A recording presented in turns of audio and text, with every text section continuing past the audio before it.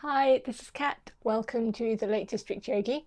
Today I'm going to be sharing with you a short and sweet, quite spicy vinyasa flow, something to build a bit of heat in the body, get everything moving, get some energy flowing. Obviously there is not music on this video, and obviously music is a very personal preference. Sometimes it's nice to practice yoga to something very traditionally yogic, very soothing and calming, but personally I quite like cranking up the tunes a little bit for my higher energy flows. So if that's you and you want to pause this and cue up some really good high vibe, really happy music, then anything that you can do that will enhance your practice is fine by me. It's all good stuff. So for me, filming this, it's quite bizarre to not have any music on. I realise I have it on in virtually all my practices, because it's such a brilliant way of curating the kind of mood and feel that you're looking for in your practice. I have other things though. I've just been smelling some beautiful orange essential oil, really uplifting citrus. And obviously I have my tea, which I'm never on my mat without my tea. So when you are ready and you've got your space exactly how you want it and the music that you want or not, we will start today in child's pose. Sorry, just have a sip of tea. Okay, so child's pose has a number of variations, obviously, so you can pick whichever one you want. Traditionally, the more soothing versions are to bring the hands round to the feet. Seeing as we're going to be moving our bodies quite quickly today, we might want to get into a nice full stretch and sort of give the signals to our bodies that we're about to energize ourselves. So you can send the arms forward, you can bring the forehead down to the mat. If you sometimes, I like to kind of walk my way into child's pose and sort of sway the hips a little and really wriggle down like a sort of cat settling down into its comfortable position. And you can also come up onto the fingertips, so if you're holding a tennis ball underneath your palms, and then place the forehead down. That just brings a different stretch into the shoulders and the upper back, so that might be an option. And then wherever you are, just allow yourself to fully arrive here to center.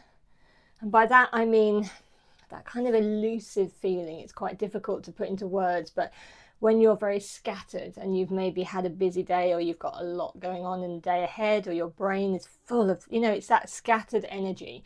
And when we center ourselves, I like to imagine it as drawing in all those scattered parts of ourselves. Sometimes I imagine them like spilled marbles that have run across the floor, and I can scoop them all back up and scoop back this sort of energy back into my center, back to this still, quiet core of me where I'm untroubled by all of that noise. So you can obviously choose whichever visual or imagery that works for you. So we'll just have a couple more breaths in this lovely child's pose.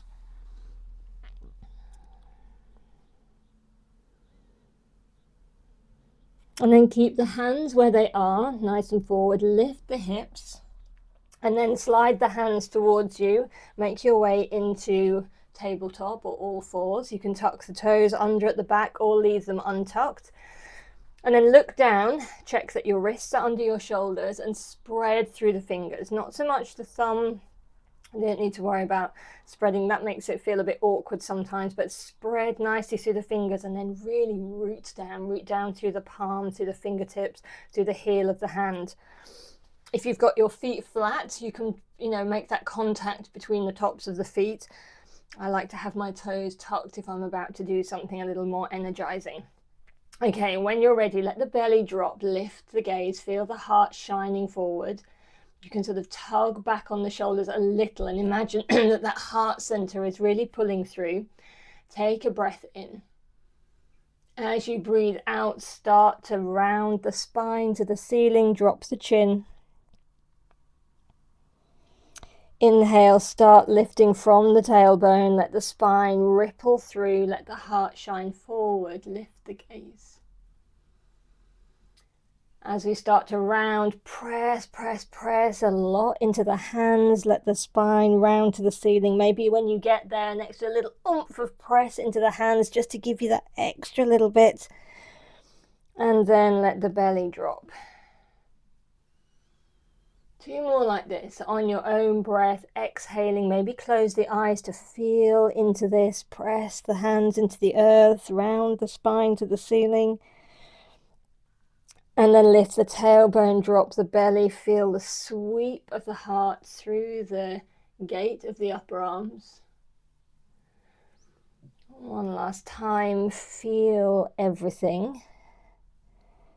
Visualize the spine becoming warm and mobile. And come back to that neutral spine. Untuck the toes if you had them tucked. And we'll send the right arm forward and the left leg back. So can I try to keep the leg level with the hip where you can. Start to engage the core. So draw in that lower belly, reach forward with the fingers, reach back with the foot. Find your gaze point, your drishti somewhere sensible and still. And then either stay here or reach round, find your foot, and then push foot into hand, hand into foot as you lift. And then slowly, with control, release that. Bring the hand and the knee down. We'll send the left arm forward and the right leg back. So again, feel your way in and then just settle there. Draw in that core. Feel the stillness, reaching and pushing back.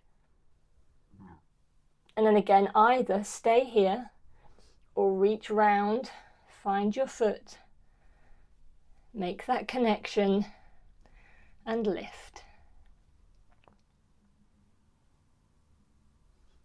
Nice, with control. Let go. Place the hand down and the knee down. Walk the hands a little bit further forward, tuck the toes. We'll come up into downward dog. Pedal out the feet. So finding any amount of sway in the hips. If downward dog still feels challenging for you, then the most effective way to sort of ease the strain in the legs is to bend them heavily and lift the hips. Let the spine become nice and long. And then we're going to roll forward into plank. So come up onto the toes, tuck the chin into the chest, ripple forward like a wave. Find plank. And then lift the hips back to downward dog. You can put a big bend into the knees if you like, in order to come back up. We'll do 2 more of those.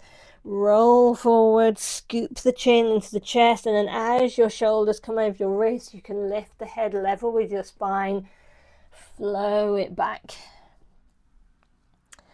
One more time, lift up, ripple forward. This time we can let the hips start to sink towards the earth, really engage the core. Press back with the heels, and then big bend back to downward dog. Okay, walk the hands back towards the feet, so we're in a nice forward fold at the back of the mat. Feet are hip width apart. Let yourself fold. You can hold the backs of your legs, maybe your opposite elbow, or you can keep the fingertips down. And then move the left hand underneath the nose. You can have flat palm or fingertips. Bend the left knee a lot and peel the right arm open. Shoulder, elbows, fingers. And then feel this wringing out sensation, this twisting from the belly. Slowly let that hand come down, tense the right fingers, bend the right knee, peel the left arm open. Slowly bring that hand back down, walk yourself back into downward dog. Readjust your feet and your hands. Let's flow. We're going to step our right foot between our hands. I always like to extend it out first. You don't have to do that. Lower the back knee. Bring the hands to the knee. or maybe overhead. And then draw the hands to the heart. Place the left elbow outside the right knee and use it to create that lovely twist in the back. Again, twisting from the belly. Slowly come forward. Plant the hands, tuck the toes under at the back. We're going to come up into a one-legged mountain. Embrace the wobble. I just had a wobble there. So come up into mountain, left knee into the chest. Engage through that standing leg. Step back, nice big step into warrior two. And then sink yourself down. And then touch the back leg down, reverse your warrior. Back to warrior two. Right elbow on the front knee, nice and light. Reach the arm alongside the ear. Back to warrior two. Sweep the hands down to frame the front foot. Step it back into plank. And then either knees down first or bend the elbows, come through chaturanga. Come up into upward dog or maybe cobra if you had the knees down. And then back to downward dog. Pedal out the feet and rest here for a moment.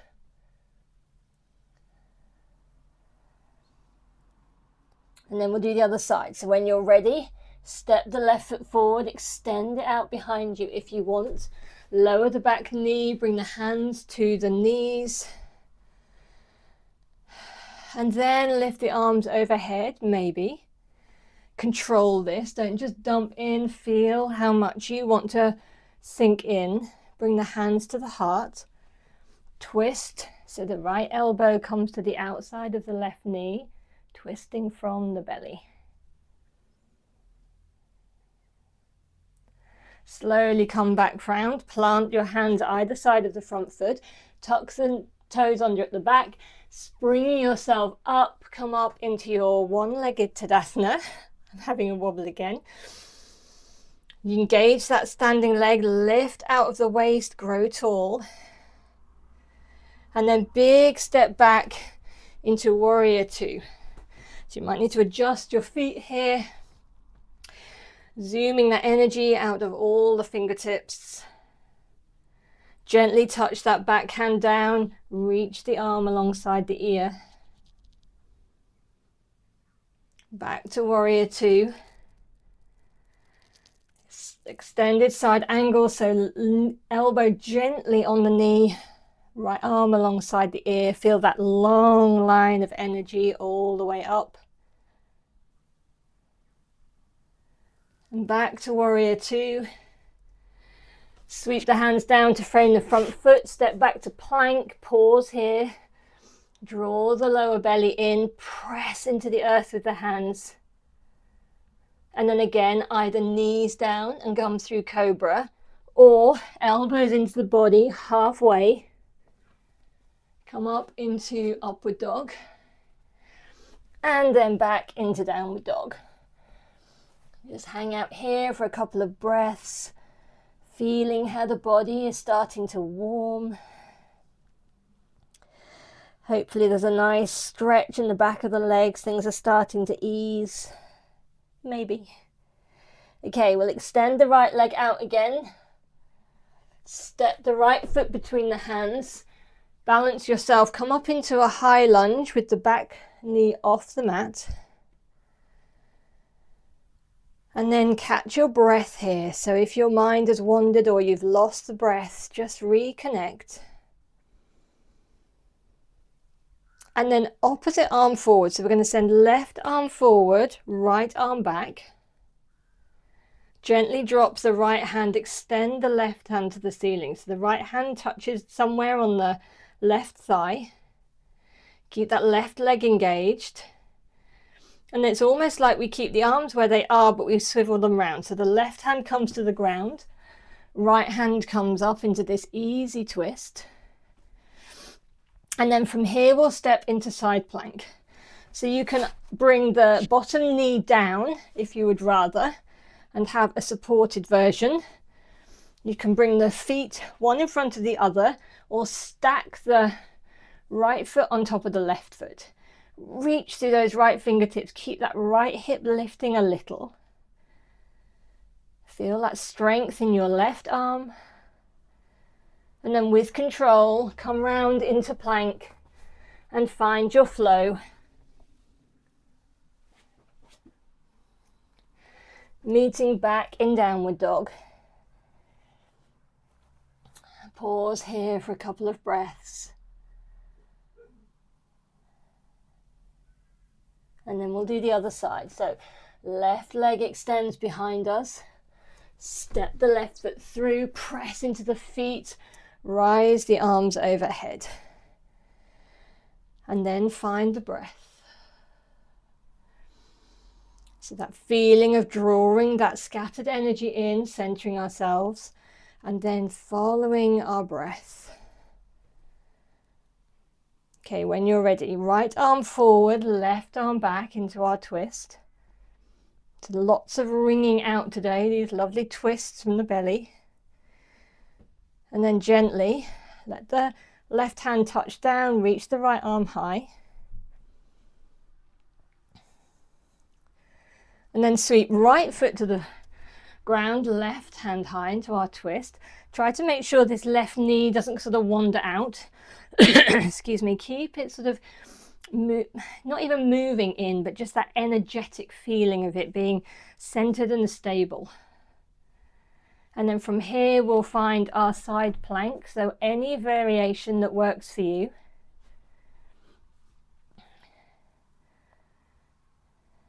Keep that core drawn in, hip lifted, feel your strength. And then slowly with control, find plank and then move through your flow.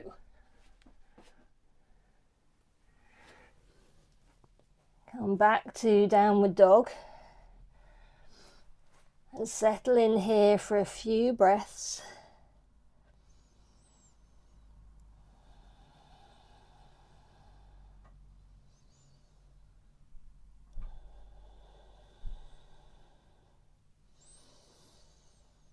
Nicely done. And then from here we'll make our way to a seat, so you can jump your legs through, you can come to your knees and get there however you want.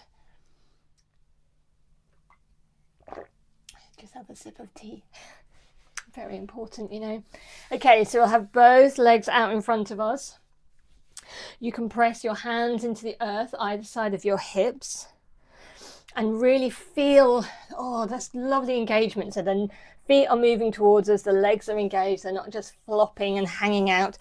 We're pressing into the ground, we're keeping the shoulders nice and broad and open and the chest broad and the heart shining forward. It's just all too beautiful.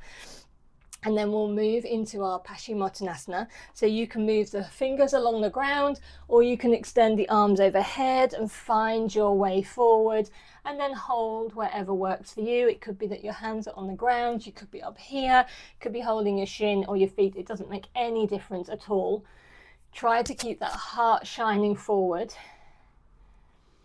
Maybe close the eyes, maybe just feel into your body. So that was a very short and sweet practice. A short flow, but maybe you're feeling that some energy has been generated. Maybe there's some pockets of warmth and fluidity, so don't miss them. Really feel into all the layers of this experience. Slowly, slowly come up. Bring the right sole of the foot inside the left leg and we'll come down again.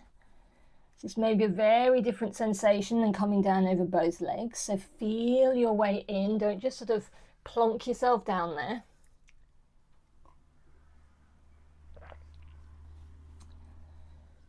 Letting everything begin to settle.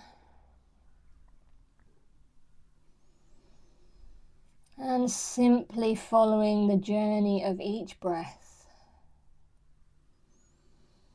Slowly come back up. plant the right hand on the outside of the right hip. Press up and find stargazer. Open up, reach that left arm up.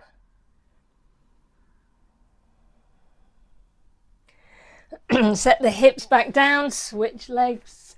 Right leg long, left sole of the foot inside. Think where you're going and then feel your way into this. Holding wherever works for you.